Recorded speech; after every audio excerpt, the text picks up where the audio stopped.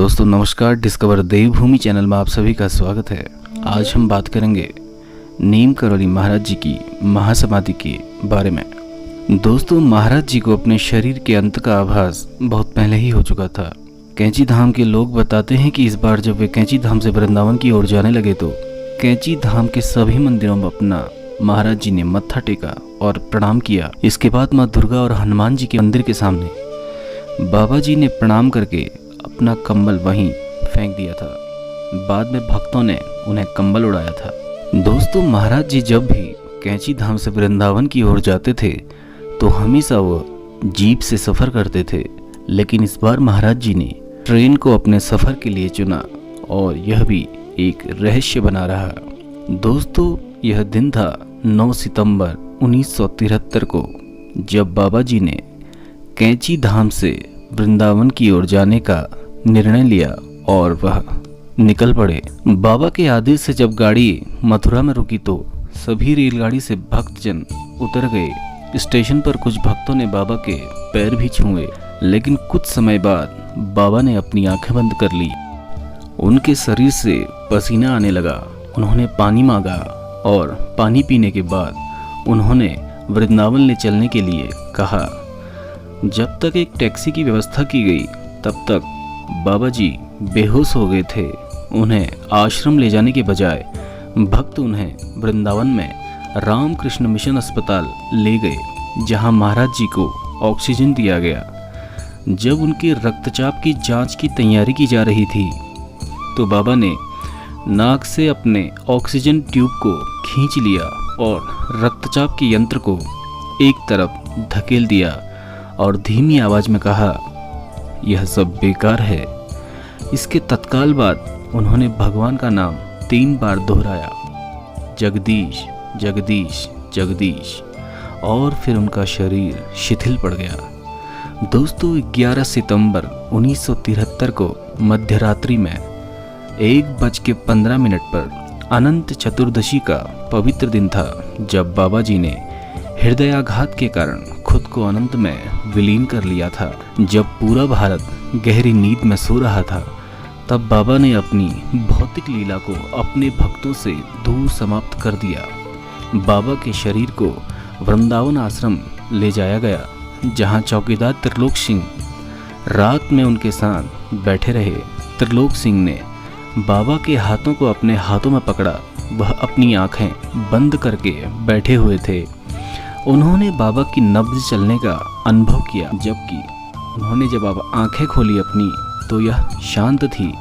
इस तरह बाबा जी का अलौकिक दिव्य खेल शुरू हुआ। बनवारी लाल पाठक जी, वृंदावन के पुजारी जी और बाबा जी के एक अन्य भक्त अस्पताल पहुंचे थे, क्योंकि महाराज जी को आश्रम ले जाया जाना था। उन्होंने आगरा, दिल्ली, कानपुर, लखनऊ, नैनीताल और अन्य शहरों में फ़ोन या टेलीग्राम के जरिए लोगों को सूचित करना शुरू किया। अखिल भारतीय आकाशवाणी यानी कि ऑल इंडिया रेडियो ने भी अपने सुबह और शाम के समाचारों में पूरे देश में ये समाचार प्रसारित किया। अगले सुबह हर जगह से भक्तजन वृंदावन के लिए रवाना हो गए। पास के शहरों और आसपास के इलाकों से भक्तगण सुबह सुबह जल्दी आ गए और दूर से आने वालों का सिलसिला पूरे दिन जारी रहा। श्री सिद्धि माँ और जीवंती माँ रमेश भाई के साथ कैंची आश्रम से टैक्सी से आने लगे। भारत में आए हुए पश्चिमी देशों के भक्त भी वहाँ आए थे तथा 30 अमेरिकी भक्तों का एक समूह विमान द्वारा भारत आने में सफल रहा। कई प्रसिद्ध व्यक्ति और उच्च अधिकारी भी महाराज जी को श्रद्धांजलि अर्पित करने आए थे।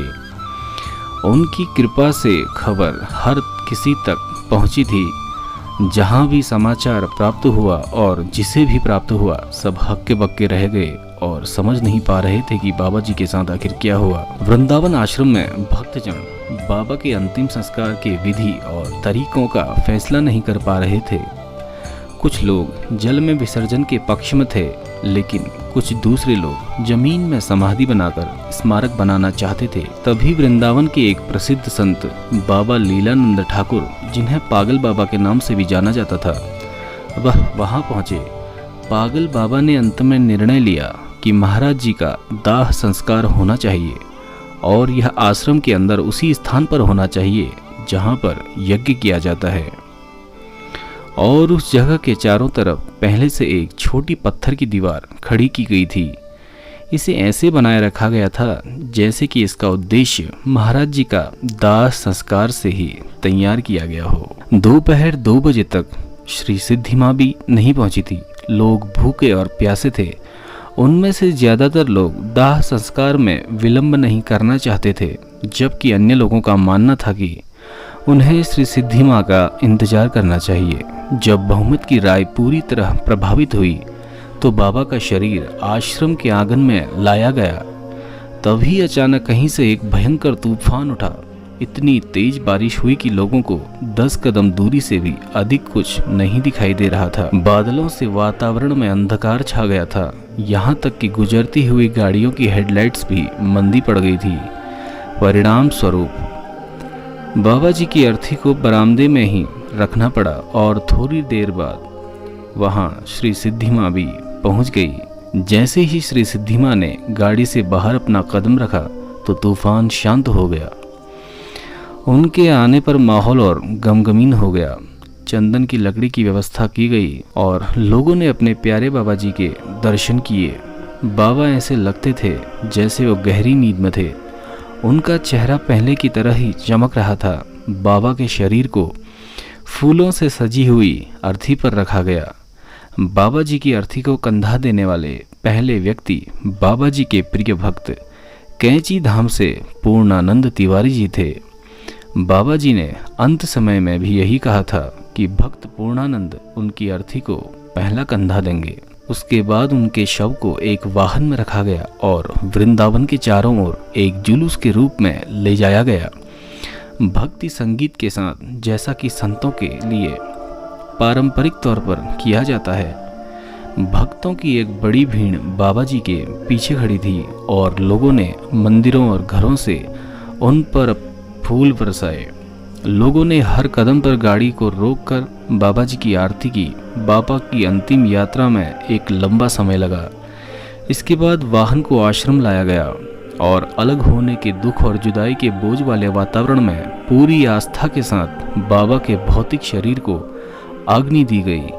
उस दुखद समय के सभी के अपने अलग अलग अनुभव थे। जैसे कि जगमोहन शर्मा ने देखा कि अग्नि में राम और लक्ष्मण के बीच में बाबा जी खड़े थे और हनुमान जी उनकी परिक्रमा कर रहे थे। जब चिता की अग्नि शांत हुई, भक्तों ने कई कलशों में अस्थियां एकत्रित की। कुछ कलशों को वाराणसी, हरिद्वार, प्रयागराज और पवित्र तीर्थों पर ले जाया गया, जहां उन्हें के गंगा के पवित्र जल में विसर्जित कर दिया गया। कुछ दूसरे कलशों को बाबा जी के आश्रमों में भेजा गया, जहां उनके ऊपर बाद में बाबा जी की मूर्ति को स्थापित किया गया। केहर सिंह जी को बाबा के अवशेषों को इकट्ठा करते हुए देख देव कामता दीक्षित जी ने कहा कि बाबा जी ने एक बार कहा था कि उन्होंने बाबा को यह कहते हुए सुना था कि केहर सिंह ही मेरे फूल चुनेगा। उस समय बाबा के शब्दों का अर्थ समझ में नहीं आता था, लेकिन उस दिन वो शब्द सच साबित हुए। महासमाधि के 13वें दिन वृंदावन आश्रम में एक भव्य भंडारा आयोजित किया गया। पहाड़ों के उत्तराखंडी रीति रिवाजों के अनुसार कैंची आश्रम में 12वें दिन भंडारा किया गया। भक्तगण जो पहले बाबा को श्रद्धांजलि अर्पित नहीं कर पाए थे, उनकी महासमाधि के पश्चात 12वें और 13वें दिन उनका प्रसाद लेकर भक्तजन कृतार्थ हुए। बाबा आज भी अपने भक्तों पर अपनी कृपा बनाए हुए हैं। बस मन में पवित्रता और निर्मलता का भाव होना चाहिए। तो दोस्तों, बाबा जी की महासमाधि से जुड़ी यह कहानी आपको कैसी लगी, कमेंट सेक्शन में जरूर बताइएगा। और ऐसी ही वीडियोस के लिए प्लीज़ लाइक सब्सक्राइब कीजिए डिस्कवर देवभूमि चैनल को।